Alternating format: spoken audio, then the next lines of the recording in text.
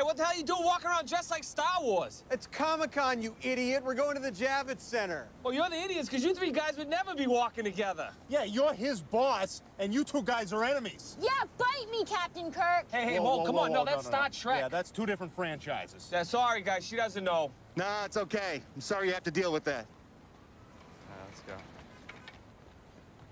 Oh, hey, come on. It's not worth it, man. It's not worth it. Not worth it. Hello, everybody. Welcome back to Fanzone Debates.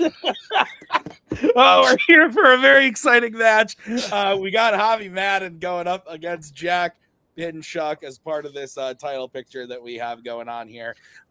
Very exciting. We totally know who the champion is. Right, Kirk? We know. Yeah. That was a great match. Anyway, yeah, it was good. All right, this is going to be exciting. Kirk not joining us from the Animal Kingdom tonight, unfortunately, but he is on what appears to be some sort of space vessel that is shining the sun directly into his eyes. And we've got Payson Johnson from his place. Exciting match. Kirk, Javi, and Jack, thoughts on this one? Yeah, Jack's been at this for a while, and he's been slow and steady. He's had some bumps in the road. But definitely is somebody who I think is a player to look out for. He's constantly improving. He's putting the work in. He's putting the effort in, and he's learned the game, and he's continuing to learn the game. And I like to see players like that.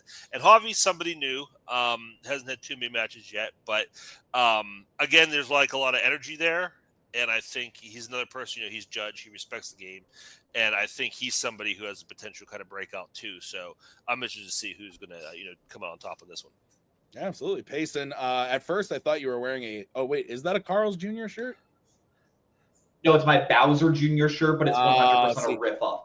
See, I thought it was the star from Mario, and then I thought it could have been a Carl's Jr., but there we go.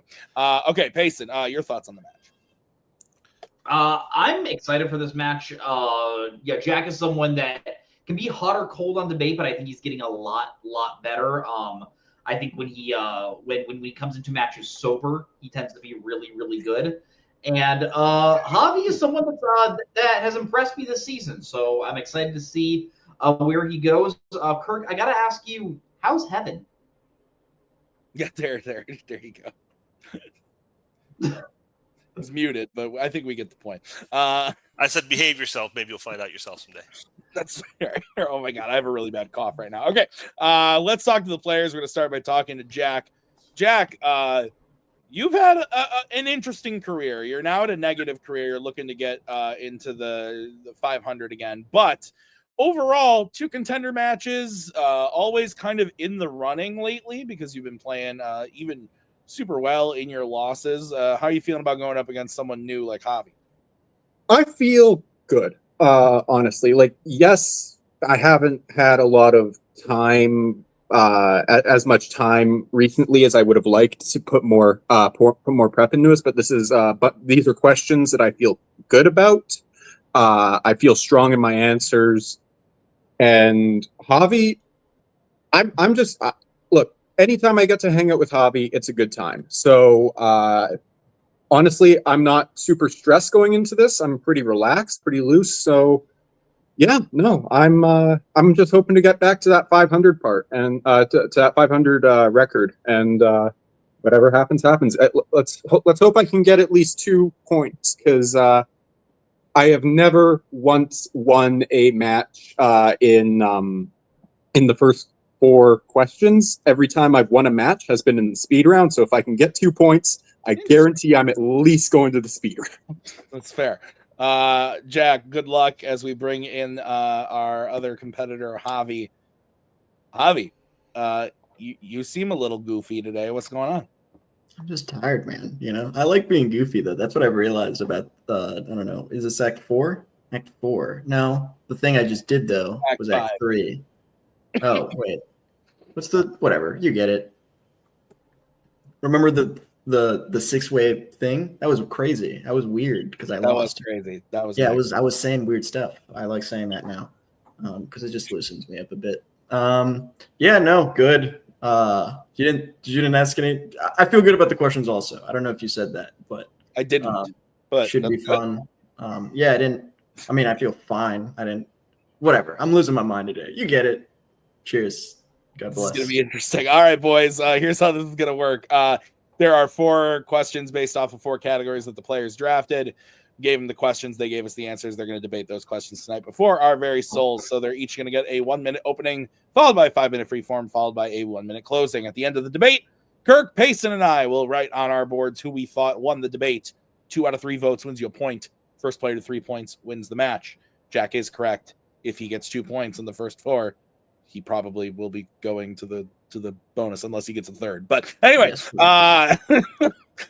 any questions from the players? God, this cough. No. Let's play. Great.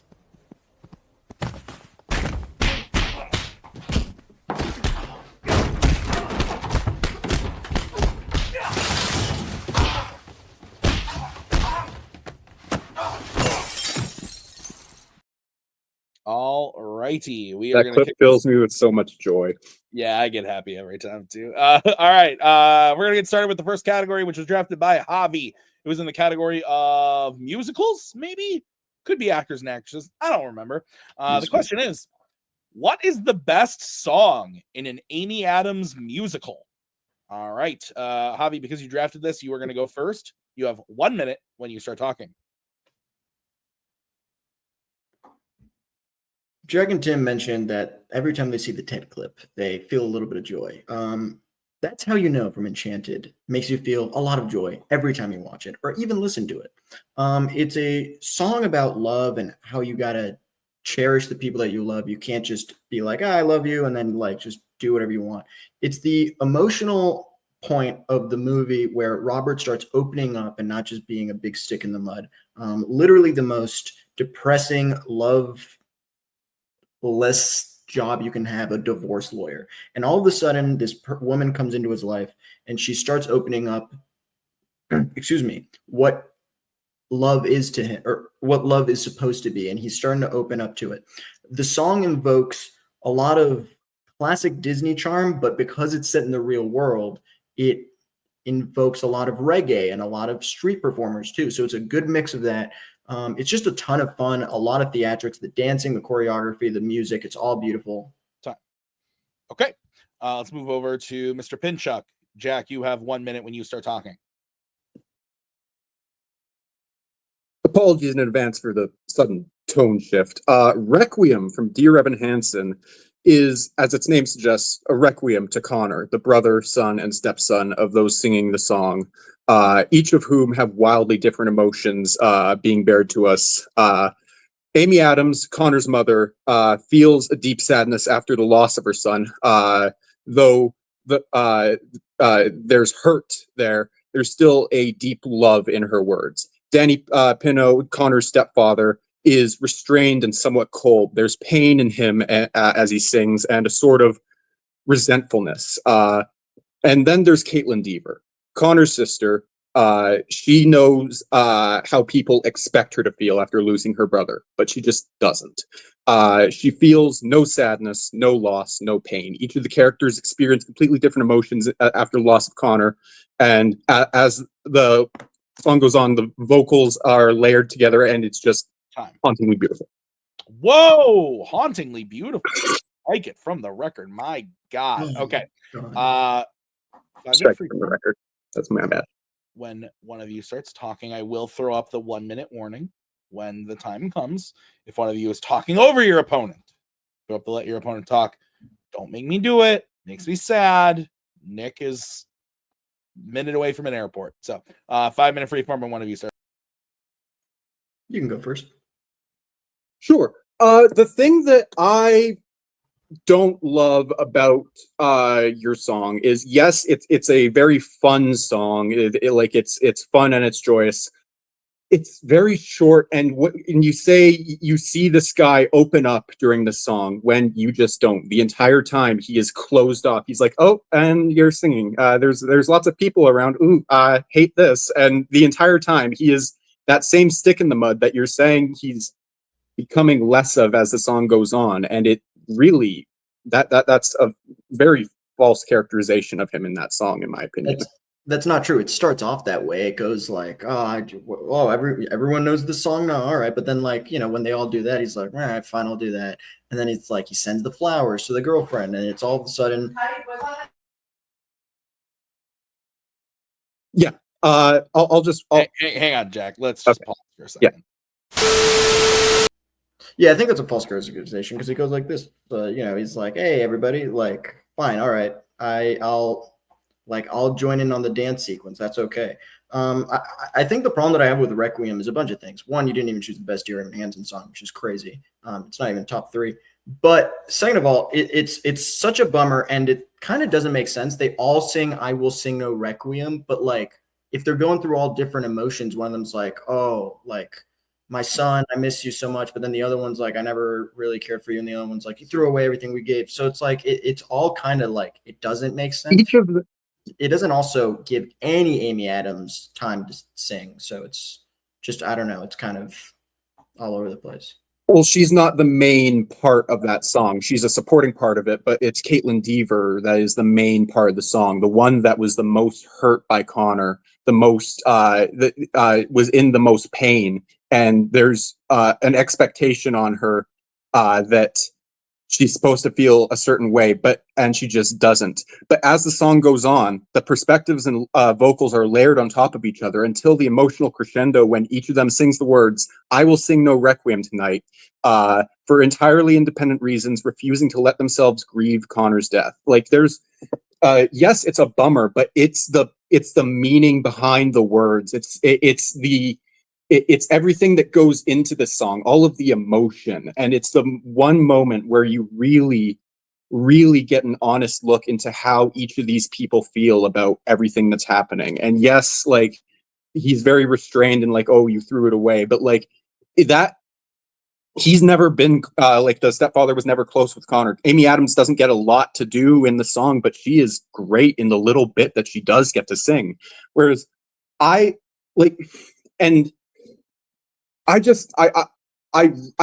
your song. I really do. It's fun. There's a fun Sound of Music homage in there, with her dancing in the park. But I just, in terms of best, there's so much. Yeah, you can talk. Yeah, I think personally, one thing that's really good about musicals, and especially Enchanted, is there's a re-listenability. You can play it in the car, you can play it in front of your family, you can play it at any time, you can play it at a wedding, that'd be a great time. You can't play Requiem anywhere except for at like maybe a funeral, and like I feel like that'd be in poor taste, like that, you can't be doing that. So just when are you going to listen to it? I guess on your own. But like that's not what you want in an Amy Adams musical. That's the reason we agreed to do an Amy Adams thing, is because we all love Amy Adams musicals. We all love like how crazy and fun it can be, but we just don't get that. Jack, I have a game for you. You know how I love Fandom, actually, and like it's actually the movie Joker. I have a quiz for you, and I will give you the point. I will concede my point here if you can guess this correctly. So I'm going to give you 3 seconds to answer after I read them. I have a lyric from when I was a freshman in college, and I wrote a poem to someone, and then I have a piece of the song Requiem, and I need you to tell me which it is. All right? So are you ready? I'm going to give you a 3-minute countdown after I'm done with both the lyrics. Oh, 3 minutes. Echoes you carved won't bury me deep. No, I won't keep the echoes I won't keep. Because there is always a wrong to your right, and there will always be a war somewhere to fight. Which one's which? First one's Requiem. Neither of them are Requiem. You don't know the song well enough. Fuck you. One of them is. I had to make a split-second choice, but regardless, ignoring that doesn't. I'm just saying, ignoring what? You don't know your own song that well. Shush. Okay, look. Yes, it's like it's not a song that is like infinitely replayable, but The Godfather's not a movie that's infinitely rewatchable. It's one of the best movies ever made, but you don't like throw that on a rainy afternoon. Oh my God. All right, Jack. You can go first. 1 minute when you start talking.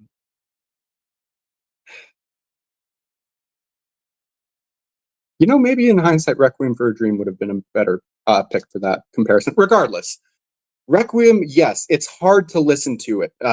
It's hard to listen to. There's a lot of emotion in there, but some of the best that's what's so great about this song is it layers so many different emotions on top of each other, so many different perspectives on the same event happening, and you understand each of them. And at the end of the song, instead of letting themselves grieve this loss that they've suffered, they refuse to do it. They cannot. They cannot bring themselves to accept what has happened. Like I said before, with That's How You Know. It is a fun song. It is easy to listen to, but that doesn't make it the best. What makes it the best is the music behind it. Pasek and Paul are two of Broadway's greatest composers. They have some real skill here, and the way they layer the lyrics is beautiful. Okay, let's go over to Javi. You have 1 minute when you start talking. If you want to talk about awesome composers, look up Alan Menken, one of the goats. Listen, hey, Jack doesn't even know what song is what. I read him a song from the Peacemaker season 2 theme song. So let's forget all that. Requiem's confusing. It's kind of boring and not much happens in it. Enchanted's That's How You Know is one of the most fun, entertaining mix mash of classic Disney, current Disney. It really highlights Amy Adams' vocal range. The choreography is great. I haven't really talked about that because no one thinks of that as part of the song, but that is part of the song, is just how much fun everyone's having. The old ladies and the old men in the park dancing, giving flowers to each other. It's a really fun musical number that opens up into something more emotional. Like, it gets to the crux of the movie, which is love and happiness, and you have to have a good time. It's not just about work. It's about family. It's about humor. Time. I don't All right. Oh. Oh my god. Just shut up. Shut the fuck up, Javi. Kirk is on a plane to Canada right now. Oh man. I put my dignity on the line. I wrote part of my poetry. Oh, that was funny. Wow. Oh, okay. This sucks. When everyone has something written, I have. Yeah, I may just take a break after this one real quick. It shouldn't be as close as it is, but and I'm gonna explain why I think it's close, but yeah, okay.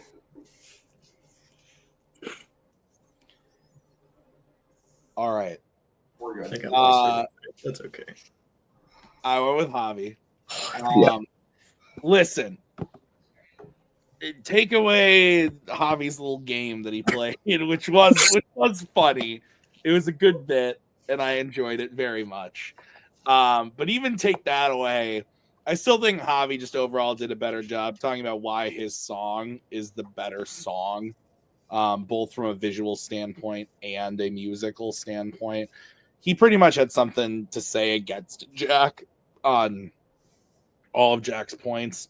Jack did a good job for Requiem, but I just think that he didn't. His attacks on Enchanted were pretty weren't really that strong, and started kind of stumbling over them a little bit. So I went with Javi. Kirk, your thoughts? Yeah. This was close. I think they both did a good job. Out of the gate, I think Javi just did a really good job with his intro. He just gave me a lot more, and he was kind of running away from it from the start. But then Jack came back and started to give me more, a little more in depth about his song. I did really appreciate the gamesmanship from Javi, but that didn't factor too much into the thing. But it was a gutsy thing to pull. But ultimately, I did also go with Javi. Yeah. Just because I think, when you answer the question, that's part of what you're doing. I think Javi just picked a song that had more to talk about and more points to hit. And I think that, Jack did a good job of talking about his song and everything his song did and what it accomplished. And he articulated that very well. I think Javi just had more ammunition in his gun. than Jack did. And I think Jack, I think they spent more time, arguing the low points of Requiem than they did on That's How You Know. And I think that Javi did a good job of defending it. So I ultimately went with him. Payson. Yeah,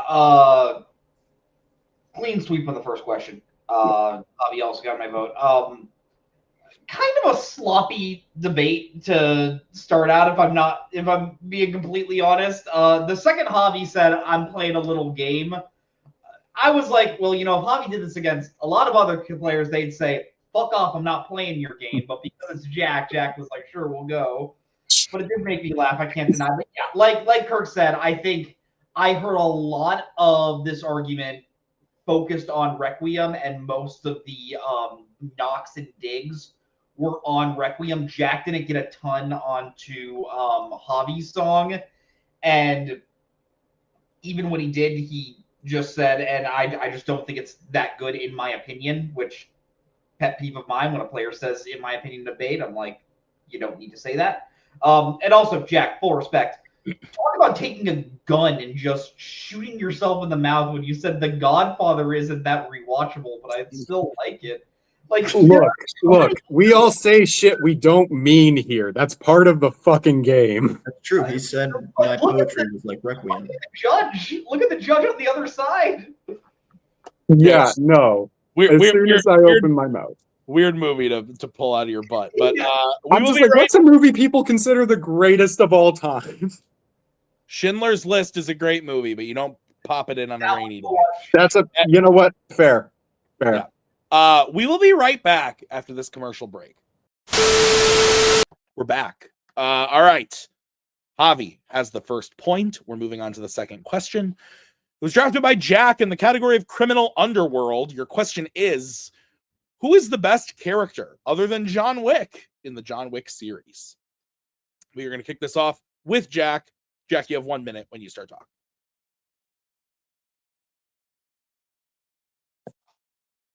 The thing that makes Kane such a great character is he is a reflection of what John Wick could have become. He got out of the life he and John were in and lived a peaceful life until he wasn't allowed to do that anymore. Until John Wick happened to him. He got out to protect the ones he loved, and it was the lives of those loved ones that forced him back in. He's everything John was afraid of becoming. On a more surface level read of the question, Kane is just a really damn interesting character. A blind assassin that's as dangerous as the Baba Yaga himself, a character that uses his environment to his advantage to overcome his blindness, and a man with sheer fucking will enough to match John's. All this was introduced in a single movie and has left fans wanting more of the character. Not only is Kane a well-written, well-acted, and overall great character, he makes a mark on the franchise as a whole, making him inseparable from John's story.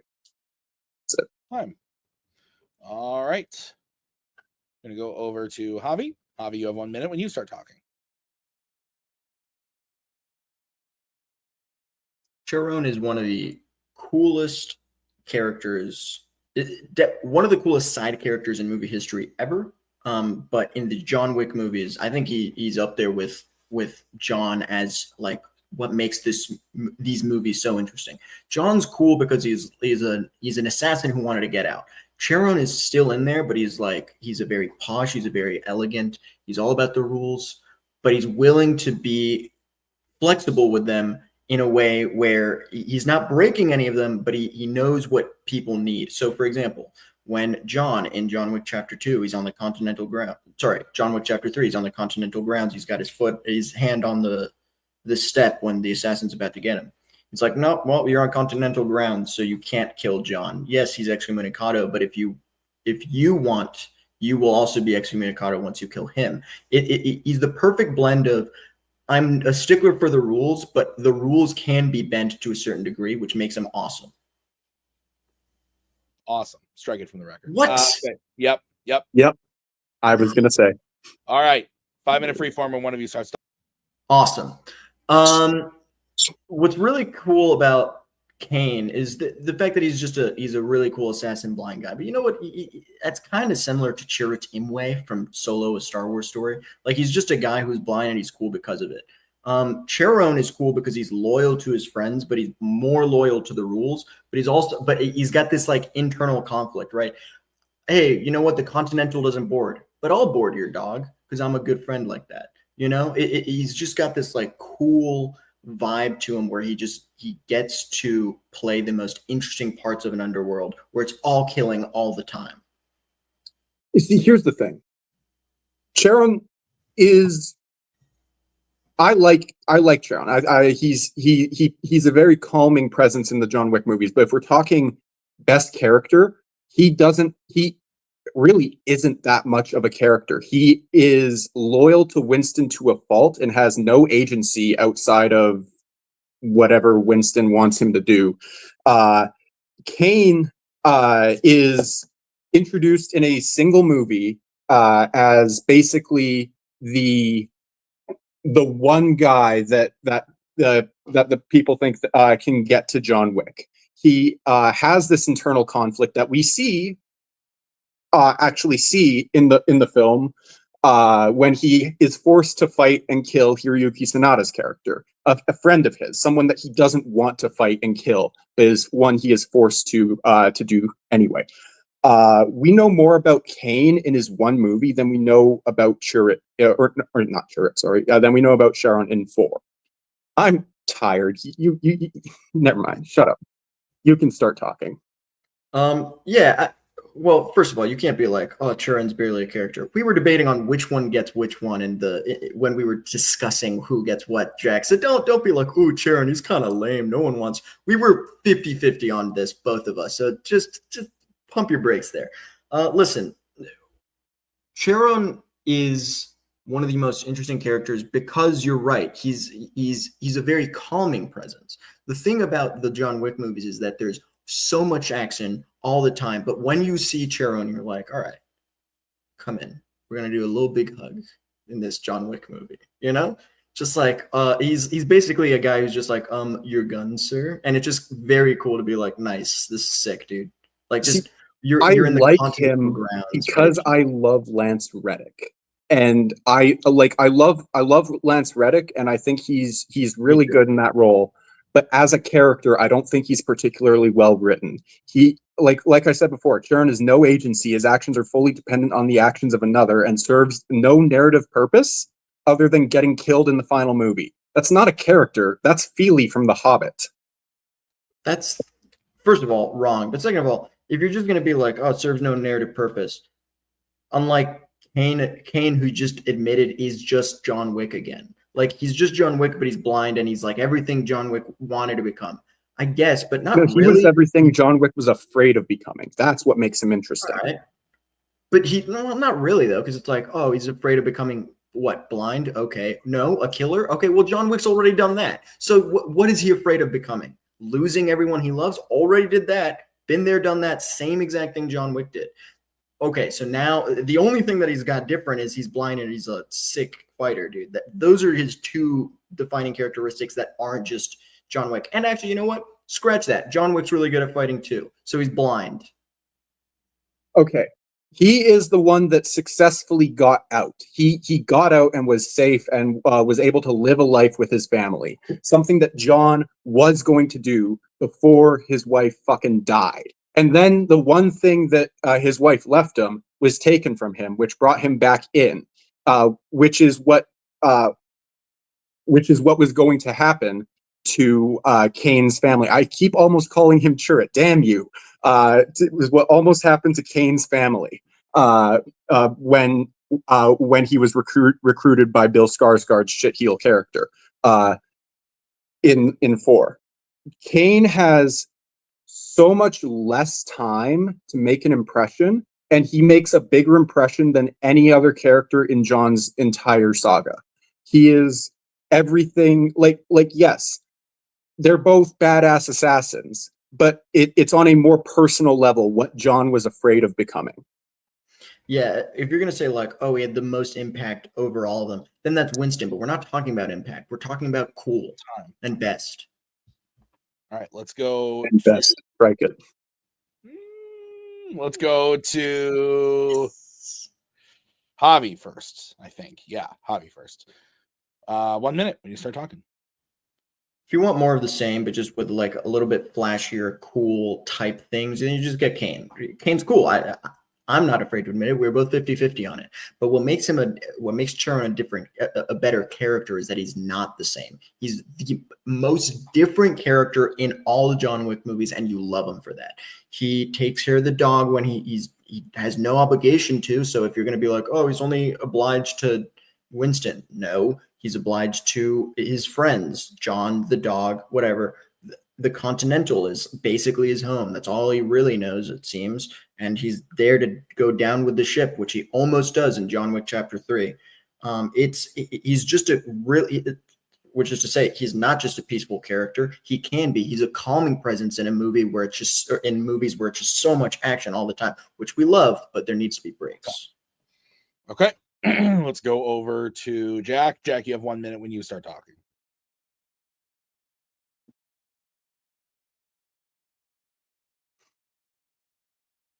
We're arguing best, not coolest. And when it comes to best characters, there's a depth to Kane that there isn't to Sharon.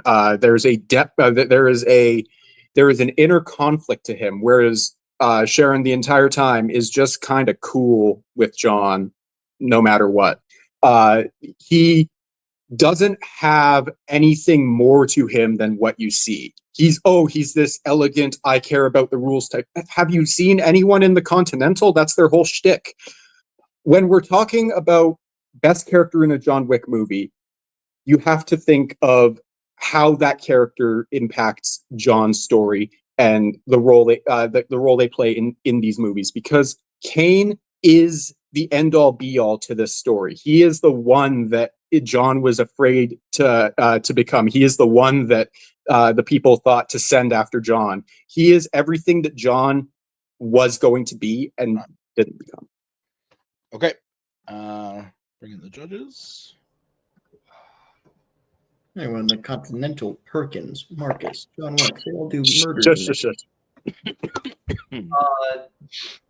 Tim, the questions aren't in my chat. Just real quick, the question is best character, not best. Yeah, right? Best just character. Give it to Jack. That's fine. I just want to make sure Jack wasn't trying to pull one over on me. Nah, he's not pulling one over on you. Dude, that's fine. I'm just messing around. We're having fun here.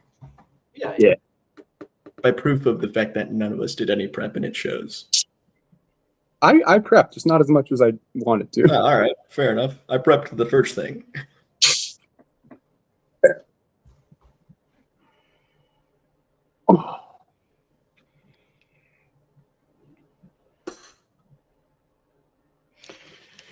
All right. I'm just not going to erase the JA on my board for the rest of the match. That's fair. Payson, you start. Yeah, interesting debate. I think both players had some solid points. I went back and forth on this one. I think this one came down to the closing argument for me, and I think just one player just kind of made better points in their closer. I went with Jack. I think Javi made some solid points of like how is Kane really that different from John, and I think Jack did a good job at saying, Kane, there are there are just different paths that Kane went down in that, and those paths are big enough to make that difference. And I think Jack, closing argument, I didn't think he said was there isn't really anything that separates Sharon that much from the other staff members of the Continental, while Kane is his own entity and feels so unique. And I think maybe the best point that was made throughout the entire argument was Jack saying, you learn more about Kane in one movie than you do about Sharon through all four movies. And that's why Jack gets my point. Okay. I'll go next. I also went Jack. I agree with most of what you said, Payson. I don't think it was... I think this one was a little sloppy. That being said, I think both are great characters. I think that Javi's closing was really strong. I thought it was much stronger than Jack's, but I think Jack did enough in the 5 minute, and I agree with Payson in the sense that the line of the just you get so much more about Kane in one movie than Sharon and the other four is pretty cool and pretty awesome that they can do that with the one character. And I thought he did a good job of kind of pointing out the main crux of Javi's argument was basically he's just John Wick. And that I thought Jack kind of took that down. So Kirk, your thoughts? Also with Jack, I feel like Sharon and Winston are my favorite thing about these movies. So personally, that's just who I love. But I think Jack really did a good job of breaking it down.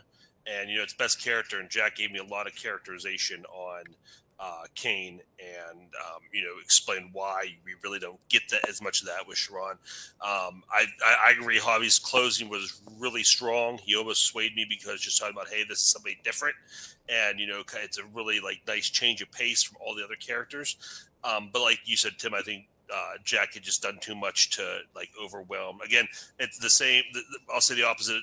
What I said last time. I think Jack just came with more bullets in his gun this fight. Okay. All right. We are going to move on to the next question, which was drafted by Javi in the category of Marvel.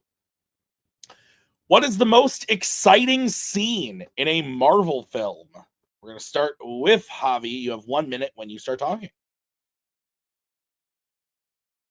Exciting is a loaded term. It's the same thing as cool. It's the same thing as best. But what makes exciting is when you see the culmination of when you see the culmination of a journey, it can be super electrifying.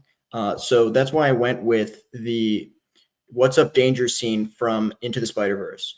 To see Miles' journey as just this kid who doesn't really know what he's doing to I'm Spider-Man now, and look at the confidence of the exaggerated swagger of a guy. The music is perfectly chosen, intensifying every moment of anticipation. When he finally looks at the Spider-Man costume, his eyes, he's like, you can feel that he is Spider-Man. When he jumps off the building and the glass shatters around him, it's not intense or exciting in the sense that it's whoa, so much stuff is happening. Although it does get to that point where he swings by and all the cars are swooshing by him. And you're like, oh, he could get hit. You don't think so, really, because it's Miles Morales and he's the hero of the story. Same thing for every movie, but still.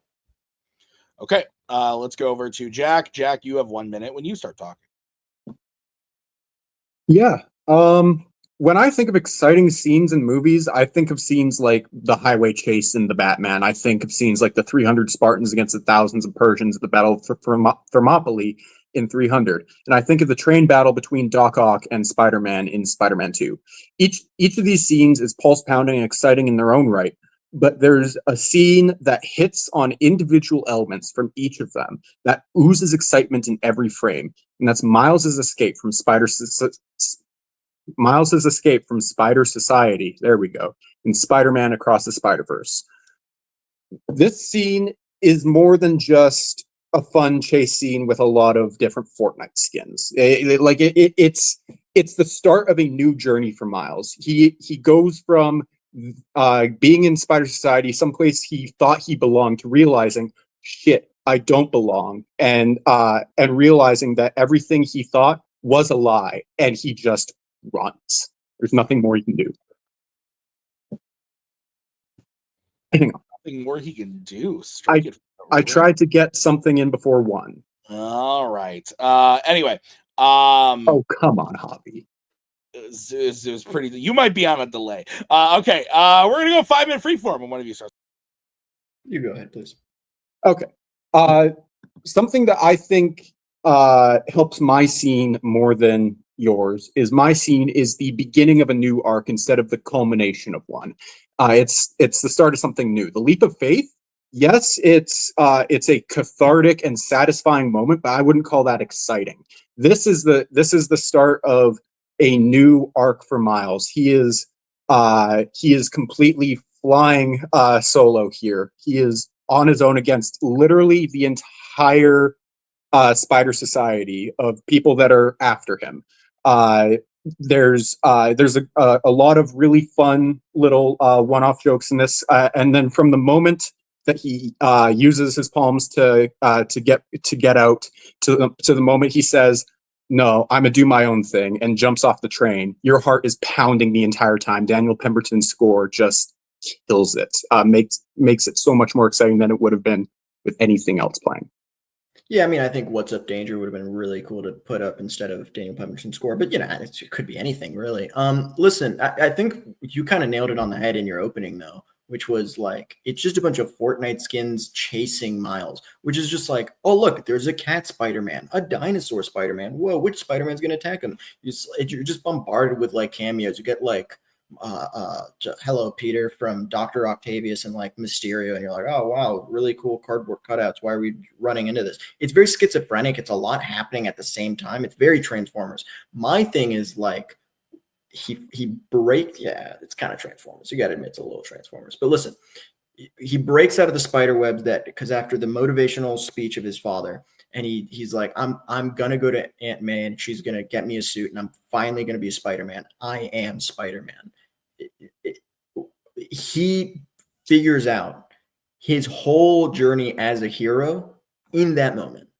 He knows he needs to step up. You kind of don't know if he's going to fall or not. Like, again, he's Miles, so you know he's probably not. But in a way, his powers have never done him super consistently. Now it's the time where he's like, all right, I am Spider-Man. Look at me, the whip. Look, if you thought there was any chance he was going to fall there, I don't know if you've ever seen a movie before, but that's just me. When I think of the Spider Society scene, my heart just starts pounding every time. It is electrifying. Yes, there's a lot of cameos and little jokes, but those are really fun little Easter egg moments for fans of Spider-Man. It is a celebration of everything that is Spider-Man. This scene not only the scene is a celebration of Spider-Man, but it like you said, him in the "What's Up Danger" scene is him fully completing his hero's journey in a sense.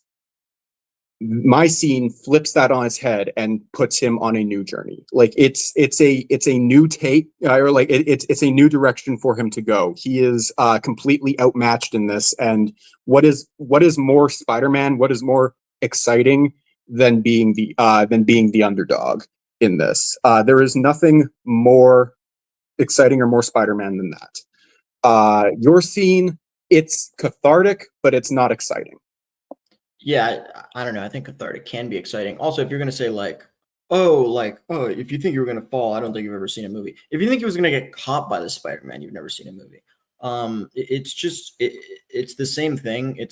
What are you talking about? Where it's like, oh, like you don't know if he's going to get caught. He's Miles Morales. He's not going to get caught.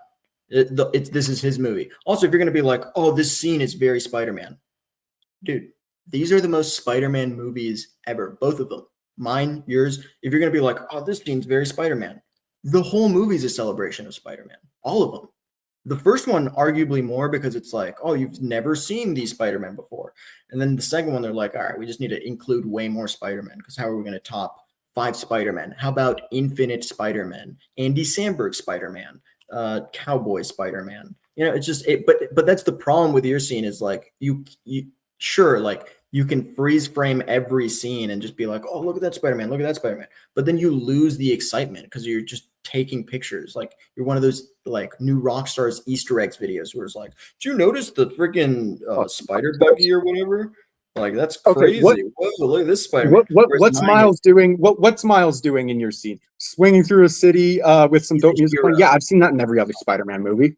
Whoa. Okay, let's go. I'm on a delay, I think, based on that. Yeah. We'll go to Jack. You have 1 minute when you start talking.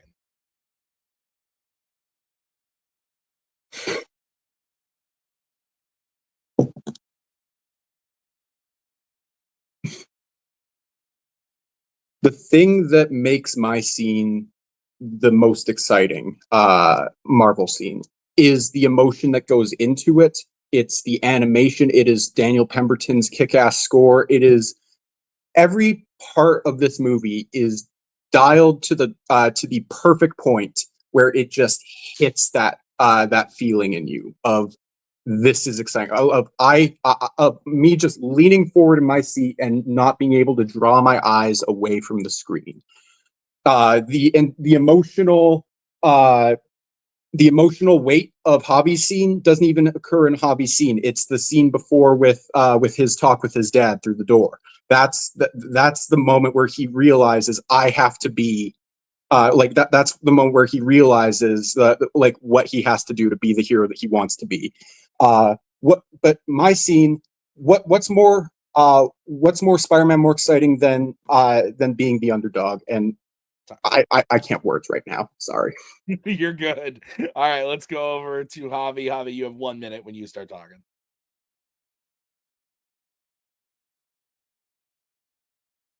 If every scene is down to the perfect point, whatever, then who cares what your movie is? It's all the scenes could have been the perfect scene. Mine is the perfect one in a scene. You're right.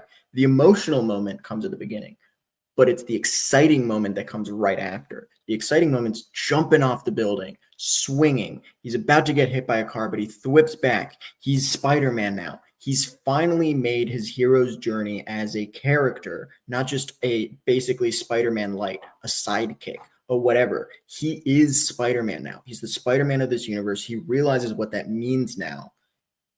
And just if you're going to be like, oh, the Daniels Pemberton score, really good. What's Up Danger is phenomenally placed. What's Up Danger is it's exactly the vibe of the movie.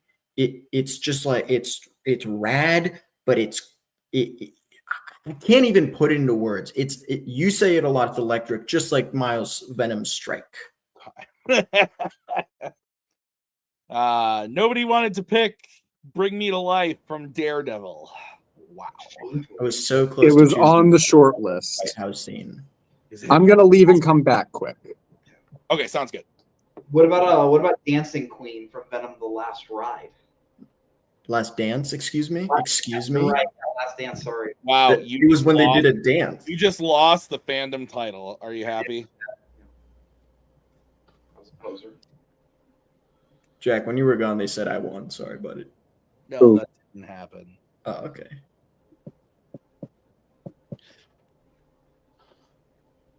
Oh my gosh. Tim, these are sloppy, aren't they? That one was better. Okay, all right. I thought that was the one I prepped least. That's not true.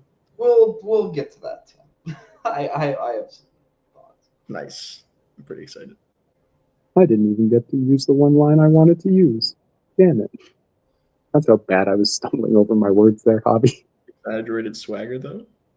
That just came to me. That was crazy. I was losing my mind backstage. Kirk, whenever you're ready, you can start. He's changing his mind. No, I just erasing my notes. Oh, okay. No, when I heard exaggerated swagger, I'm like, I respect Tim too much to finish that sentence, so I will not do it on this channel. But if you have not seen the GameSpot review of Spider-Man, It's so funny. It's so good. It is genuinely hilarious. What I'm talking about, Tim? No. Oh, I'm sending to you right after. The fact that you didn't get that breaks my heart. It's the greatest quote of all time. For the Spider-Man game? Yeah, for Spider-Man Miles Morales. The exaggerated swagger. I'm ready. All right, Kirk, go ahead. I hate this. I gave it to Jack. Yeah. If you know anything about me, I hate Jack's scene. Javi is absolutely right. It's Fortnite skins. It's key jangling nonsense. I hate it so much. The reason why it took me so long is because I really wanted to take myself out of it. I was really thinking, I wanted to find something. Did Javi give me enough to give him the point? Because I wanted to so bad. But I think Jack just did a better job of giving me more. Javi's ending was really strong. If he would have kind of hit those notes and like really focus on what happened in the scene more than what they meant, like just like give me more description of the scene, I think he would have won me over. But I think Jack really just found more in it to make it sound exciting. I think the fact when he said what really hit me for was kind of a knockout blow, even though Javi did try to downplay it. I think when he said this is such a Spider-Man scene, I think that's so right. Like just like Spider-Man's whole thing is Spider-Man against the world. It's like Spider-Man against other, taking on their Spider-Man. I think that just is such a good point. So yeah, as much as it broke my heart, I'm sorry, Javi, I had to give it to Jack. Bad did I do then, Rick? All right, go ahead, Baze. Okay, unlike Kirk, I really like Jack's scene. However, we're not going to have a clean sweep tonight because I actually went with Javi on this one. And the reason for that was just because I think maybe on paper, Jack might have the more exciting scene. I think Javi did a good job at pitching why his scene. You have been building up to the moment of Miles becoming Spider-Man throughout the entire film, and the way how it's shown of him leaping off the building with the glass breaking, with What's Up Danger playing. I think you just painted a better picture of why that is exciting. And I'll be honest, I personally have the opinion of like, regardless of how I feel, you got to defend your argument. Javi did a good job of like of knocking against Jack's scene of saying, okay, well, you have a cat Spider-Man coming out here, or you have a wolf Spider-Man coming out here, or you have a what's-his-face Spider-Man coming out here. And I didn't hear why Jack, I didn't hear much like pushback from Jack saying why that is exciting when you are watching it in the moment, which I do believe it is. Like, it's just an awesome chase in that scene. I also wanted Jack to call out Javi when he said, okay, well, watching Across the Spider-Verse, did you really think it was going to end with Miles Morales getting captured? The movie ends with Miles Morales getting fucking captured. Jack say that, so I can't really... That's a fair point. Yeah, so this honestly comes down to, I think, Jack... Javi left points open and Jack didn't capitalize it. So that's why I have to give my point. That's fair. I did think the same thing about that. I was really hoping no one would, but it seems you two did. It went right over my head, Javi, so good job. Okay, so I'm somewhere in the middle of you two. I think that both did a good job opening and talking about why their scenes are super exciting in different kind of ways, because Jax is exciting from like the chase aspect, and I really liked his whole argument about Spider-Man being an underdog. How Kirk pointed out, like it's Spider-Man against the world type of thing. I really like that. And Javi's scene was the way he described it is very interesting, because it's more of like it's one character doing something, but it's the culmination of a journey that is the reason that makes it so exciting. And then the music and the visuals and the way he's swinging through and all of his powers really coming together makes that exciting. So exciting in a different way. I ultimately went with Javi. I agree with Payson in the sense that I do like the Across. Do you like the movie, Kirk, or you just don't like that scene? No, but that scene is like my central thesis of why. Gotcha. I think that while I disagree personally, I think that Javi did capitalize on, like, Jack gave it to him. Like, you could look at it as a bunch of Fortnite skins, and then Javi was like, that's because that's what it is. And it makes it, and he was smart to say, and that's what makes it not exciting, because you're just looking and pausing to see what you can find next. That doesn't make it exciting. It makes it just an Easter egg fest. And I thought that Jack's pretty much whole argument against Javi's scene was like, he could maybe fall. Really? You really think that would happen? No. And like, I don't know. I didn't buy too much into Jack's argument against the What's Up Danger scene. And I did actually really laugh and enjoy Daniel Pemberton's score, nothing could be better. And Javi was like, well, actually, what's some danger? And make it pretty good. I thought that was a good line. So I think it was closer than the way I'm making it sound right now by my by my statement here. But I did think it was close, but ultimately I did go with Javi. So Javi is up 2-1. We are going to go into the final prep question. Jack needs to hit this in order to send it to the bonus. The question was in the category of directors. The question is, which Christopher Nolan film has the best performance? We are going to start with Jack. You have 1 minute when you start talking.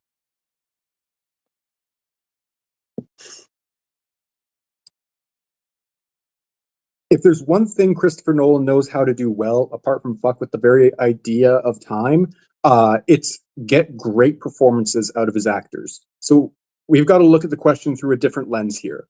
This question is about consistency versus peaks.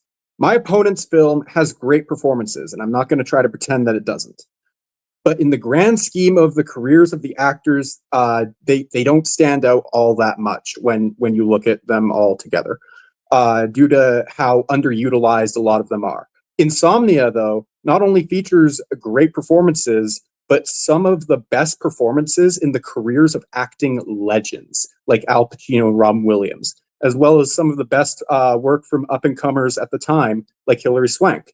And that's not even mentioning the outstanding performances from multiple journeymen and character actors, like Martin Donovan, Nicky Katt, Maura Tierney, and Paul Dooley. When you're looking at Christopher Nolan movie with best performances, Insomnia is the way to go. Okay. We're going to go over to Javi. Javi, you have 1 minute when you start talking.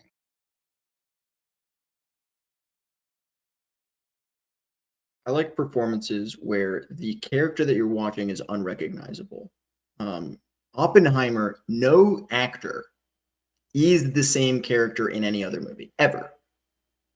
It's Cillian Murphy, Matt Damon, Robert Downey Jr. They're all playing completely against type, and it's so good. The performances are, I don't even want to go into the Oscars. I don't know anything about it. I think there were some nominations, maybe some wins. I don't know, and I don't frankly care because it's just so good, just how well everyone plays, whether it's Strauss, whether it's the General, whether it's Oppenheimer. You also get a bunch of random character actors or just regular actors, whatever. Alden Ehrenreich, Josh Peck, the guy from Diary of the Wimpy Kid. Just like the craziest, like, oh, frick, this person's in this movie, Rami Malek. What's he doing here? But they're all playing completely real but different characters than they've ever played before. Josh Peck playing dramatic is wild. Which kid from Diary of a Wimpy Kid? What? He's Rodney. Oh, yeah, that's right. He's in that, I think. I'm pretty sure. I haven't seen that movie in a while, actually. Oppenheimer, I've seen relatively. I think you're correct. I don't know for sure, but I Rodney's think in there. Whatever. all right, anyway. Rodney or Roderick? Roderick, that one. Yes. All right. You can go. Okay. Like I said before, your movie has great performances. I'm not going to pretend that it doesn't. But Benny Safdie, Emily Blunt, Florence Pugh, all of these people are either like in it and bad, like Benny Safdie and Emily Blunt at times, or they're criminally underutilized, like Florence Pugh, Rami Malek, the General, Gary fucking Oldman. Like each of these actors, they're in it and then they're gone. They're not utilized to their fullest potential that they could be, and that's what's frustrating. Whereas with Insomnia, it's a smaller cast, yes, but it's quality over quantity. You get incredible performances from Pacino and Williams, like some of their best performances in their entire careers, and that's saying something considering who they are. Listen, Benny Safdie didn't deserve an Oscar, but I wouldn't say he was bad in Oppenheimer. That's crazy. Emily Blunt is great in Oppenheimer. Yeah, Florence Pugh's barely in it. Okay, fine. If you're going to be like, oh, they're barely in it, so they're underutilized. But is their performance good while they're there? It's like, oh, should they have had more screen time? It's based on a real thing. You can't be like, and Florence Pugh's character was there the whole time. It was always there. Whereas the problem with I like when Nolan takes something and completely changes it by being like, look, hey, Robert Downey Jr. is like the quippy guy, but now he's straws. I think the problem with like Insomnia is like, oh wow, like Robin Williams gave a really cool performance. If only he hadn't just given that performance in 1 hour photo that year. It's the same year after. And no, also same year. 1 hour photo was 2003. This was 2002. But regardless, it doesn't matter because it's not the same performance. Yes, he's creepy in 1 hour photo and he's creepy in that. That's the only connective tissue between the two performances. Whereas in Insomnia, like I said before, it's not just those two actors. You also get Hilary Swank giving a really strong early performance in her career. But you can't sit here and tell me, oh man, Rami Malek reading that piece of paper in the deposition, oh, that was acting right there. Yes, they show up and they're serviceable for what they need to do, but they're not used to the degree that they could have been. That's the issue with Oppenheimer. You get a lot of people, and a lot of them show up for a couple of scenes, and the entire time you're just like, oh man, when's this person showing back up? And they just don't. But with Insomnia, every performance is on point and matters to the movie. Whereas you could have replaced Rami Malek with literally any other actor in Hollywood, or Benny Safdie with someone that can do a competent accent, and the movie would honestly, if not be the same, it would be better. Whereas if you replace any of the people in Insomnia with anyone else, the movie is lesser for it. Yeah, I just disagree. I think fundamentally it's like, I think each performance in Oppenheimer makes the movie. I think like, okay, Rami Malek should have been in it more. Yeah, but when he's there, you're like, frick, this is cool. Like this is it. Honestly, you just don't think it's Rami Malek. You're like, oh, Rami Malek. It's not like a cameo scene like it would be in Across the Spider-Verse. You're like, oh, frick, Rami Malek. Here, say your lines, Rami Malek. You're like, sick. That's really cool. What's really cool, I think we have to talk about, I think for me, the two leads in Oppenheimer. I think there'd be the leads. Definitely Oppenheimer. Cillian Murphy crushes it. Just absolutely nails it. Sorry, 1 minute. My apologies. All good. Absolutely crushes it. But Robert Downey Jr. as just like Straws, who's just completely straight-laced, it just is clearly screwed over. Playing both of them, by the way, playing super morally gray characters.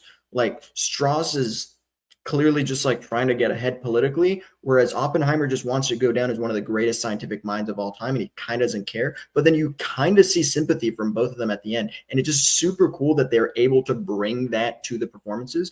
Not to mention, I pigeonholed myself into this, by the way, because Oppenheimer has so many cast members that are all doing terrific that it's so hard for me to talk about all of them, but they're all fantastic. You've named 3 good actors and the guy from Ant-Man.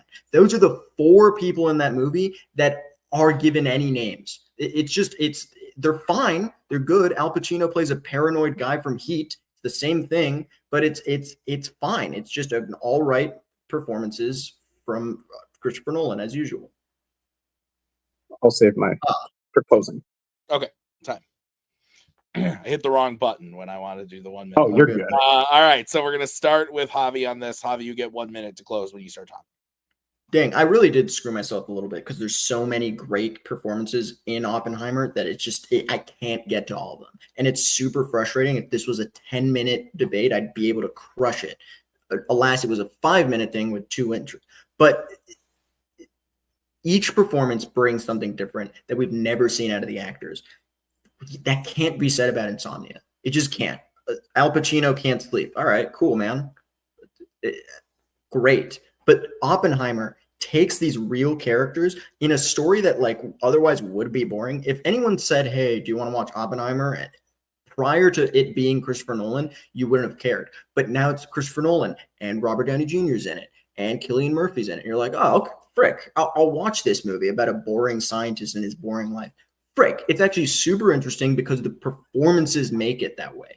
It's not the writing because it's based on a real thing. And it's the storytelling told by actors that you fully believe are the real people. Okay, let's go over to Jack. Jack, you have 1 minute when you start talking.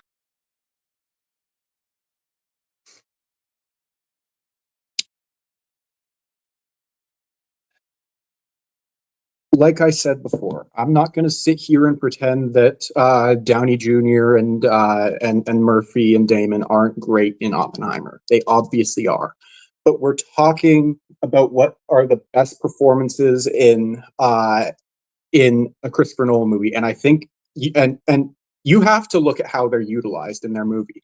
If they are completely wasted, like Rami Malek, Kenneth Branagh, Benny Safdie, Tom Conti, all these different actors that kind of just show up and then disappear without a trace. That's a disservice to those actors and to their performances. Whereas with Insomnia, you get time with every single actor and performance that matters. You get yes, Robin Williams and Al Pacino, but Hilary Swank as well, and Maura Tierney, and you get these great performances that are fully fleshed out for each person, and they're utilized perfectly. Okay, let's bring in the judges. Well, I know how I'd vote. Shush. This was fun. I had fun. This was fun. Regardless of what happens here. Good shit, Javi. For real. Connor, for real. Tim, I keep asking this, but my private judges are performances. The exact wording of the question. Which Nolan film has the best performances? Thank you. Okay, but like,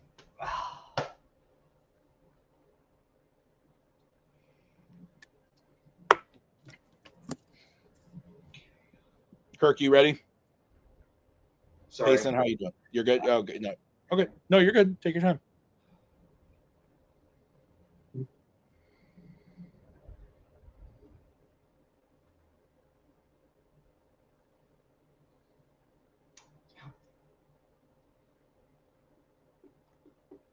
Really is that simple. All right. Good fight. Both very good movies with good actors and good performances. I went with Madan 26 for PS5. Javi could have easily, and he kind of alluded to it. He could have easily been like, look at all the actors in my movie. Whoa! And then like made that his whole argument. But he didn't. I felt like he did a good job of saying why the performances are what drive the movie. And I thought it was really smart of every time Jack brought up like, but Rami Malek's barely in it. Javi was like, yeah, but he's like really good when he is. And like, oh, and this person's barely in it. Yeah, well, you know, what did you want? Did you want them to change the real life and be like Florence Pugh was there the whole time? Like I thought those were good lines. I think Jack picked a good movie and good performances. But I don't think he really gave me anything of why those performances were as good for the movie as Oppenheimer's were. I also did fact check it. Insomnia came out May of 2002. 1 Hour Photo came out in like July of 2002. So okay, fair. All right, Kirk, your thoughts? Yeah, interesting fight. They came at it from two very different ways. I ended up going with Jack. I feel like I respect the fact that, you know, I think Oppenheimer is the choice people are going to jump on. And once he saw that, he kind of pivoted and took it in a different direction. Javi said a lot of things. You know, he made the statement several times that everybody is doing something they've never done before. And for that statement, I needed more to hear like examples, like how Matt Damon was doing something we've never seen him do before in this movie. Those kind of things. So that's why I went with. I just feel like Jack kind of it worked for me. Like not necessarily the fact that like they're wasted, but you know Jack saying like you have all these different people in this, and you know if you swap them out for anybody else, it wouldn't matter. You'd have the same movie, and that kind of stuck with me. And then on both sides, I wish I would have gotten more like just detail of some of the performances and what made them great. Other than they're just great, and you know they just are. I would like to go more, but I think Jack really did a good job of turning Oppenheimer on its head and taking advantage of the fact that he had a smaller cast that he could focus on a little bit more. Okay, Payson. Yeah, this was probably the best debate of the night. I'm just gonna say that. I went back and forth with my decision. I applaud Jack for coming at this from a very unique angle of, I think Javi just picked sort of like the obvious answer, and Jack just had to fight it the way. And I think he said some fair things of like, hey, maybe not every performance lives up to this potential, and there's a really good way to come at it.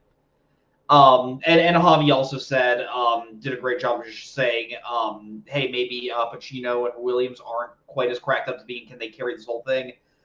What this really came down to was the question was, which Nolan film has the best performances? And when I hear Jack say, look, I'm not going to sit here and deny that Cillian Murphy, Robert Downey Jr., and Matt Damon aren't great, as a judge, I kind of have to give it to Javi. I might get yelled at by my other judges for saying that, but when the question is which one has the best performances, I don't think it says, but also isn't weighed down by lesser performances. It's which one has the best performances. And Javi he mentioned why Murphy and Downey Jr. are really good, and Jack didn't say anything bad about it. And congrats, Javi. All right. Well, that means your winner is Javi Madan. We're going to go to post-match interviews. We are going to start by talking to Jack. Jack, good match. A couple splits, a clean sweep in there. How are you feeling about this one? Overall, I feel fine. I didn't get KO'd or anything, so that's nice. But no, Javi, I wasn't really sure what to expect going into a debate against Javi because he hasn't debated a ton, and so he's kind of a little bit of an unknown quantity for me. But I thought he was really excellent. He had me stumbling over myself the entire night, especially in that first question. Fuck you, Javi, by the way, for that bullshit you pulled in the first question. But no, it was a lot of fun. When the answers were coming in, I saw Javi picked Oppenheimer, and I went, "Well, shit. There goes that. There goes that answer for me." And I had to, like Kirk said, I had to try to figure out a different angle to take the question, and I just tried to argue quality over quantity, but obviously didn't fully pan out for me. Javi, I'm excited to see where he goes from here. I think he has a bright future ahead of him as a debater. I think that he played a really good game today. Yes, questions were sloppy at times. But Javi showed he can argue questions really well, and I'm excited to see where he goes from here. Awesome, Jack. I think that was sweet. You're a sweet boy.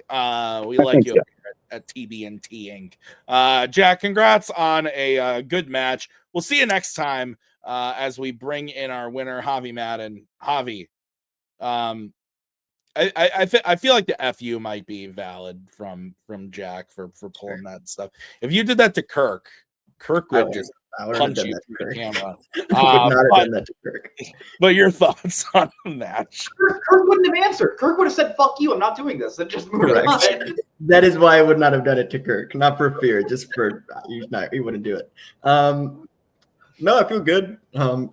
This idea that I had about the lyrics was just thought it was funny in the car ride, and I wrote it down. So that's cool. I kind of embarrassed myself a little bit. I put my dignity on the line by showing some freshman college Javi poetry, which is bad, and I knew it at the time. So, I had fun. What I like about Jack as a competitor is, first of all, we're friends, so we were able to confer on strengths. I was like, hey, listen, let's not be pricks about this. Let's choose 4 things that we both like. And we did. We chose 4 things that we both like. I think he was a little bit more generous with Amy Adams musicals. He thought it was originally Amy Adams, and then we pivoted a little bit more toward musicals, so I could just do 3 movies, which is really good for me. Yeah, and he's just a great guy to just hang around with, and it took off the pressure, I think, for both of us, but definitely for me, of like who was really. Jack says he was high when he made that decision. Fair enough. Still benefited me, and I'll take it. And Spence was there, I think. So Spence, shout out Spence. Javi, you're moving on in this title picture. Yes. You're going to play Joe Fairley.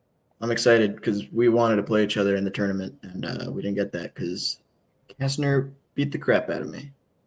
It's fair.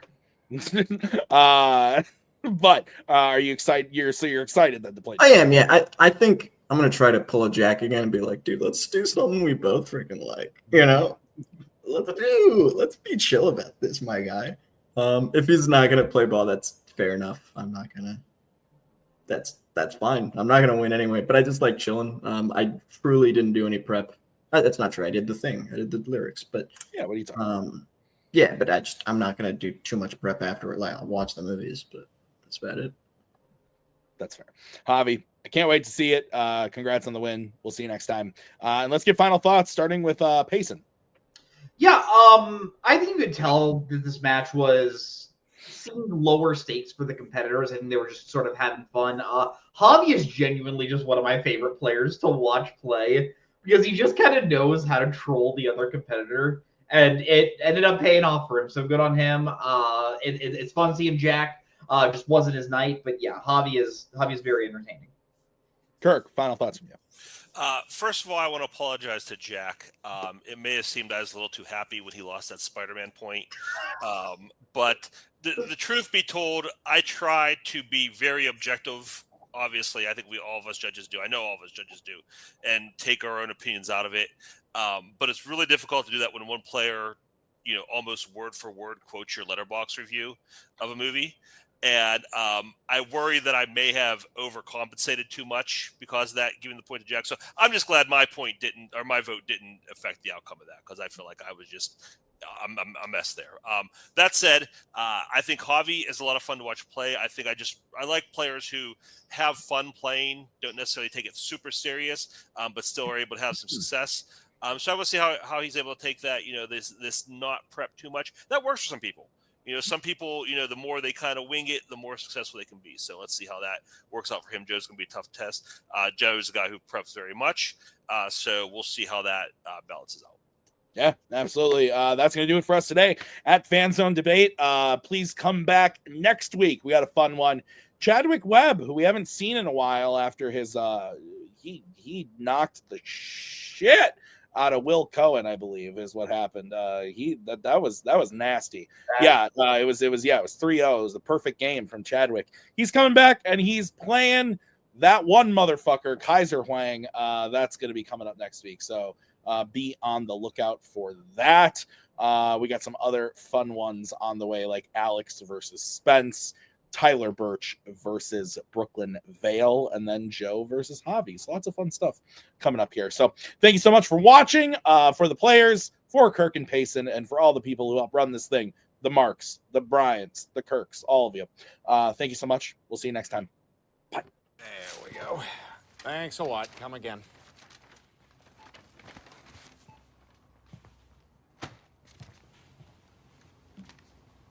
Hey. I won't forget what you've done for me here today. I would prefer that you do.